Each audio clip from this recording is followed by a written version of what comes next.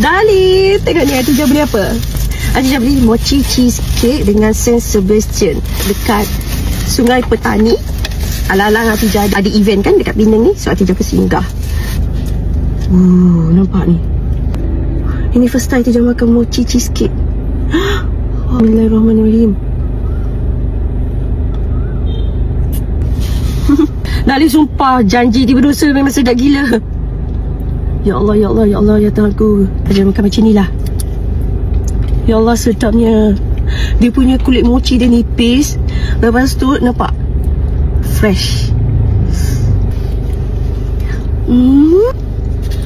Sedap sangat. Janji tiba dosa, sedap gila. Next, Hatijah nak makan Saint Sebastian.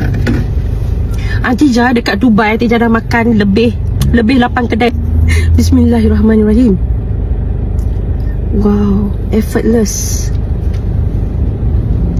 Ya Allah, Dali, nampak sedap. Bismillahirrahmanirrahim. Kau tanya apa? Dali lembutnya. Makan lagi nasi kata bagi. Sedapnya Dali. Dia tak tipu, sedap gila. Sedap gila.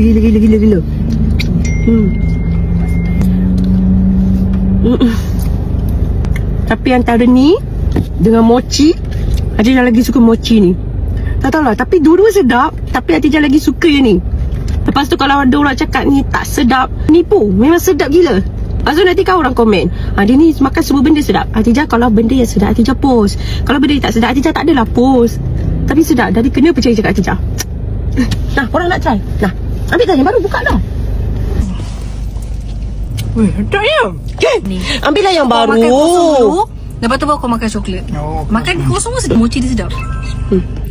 Ni dia yang ni. Ha? Sedap gila kan? Ni sedap gila tak kosong. sedap.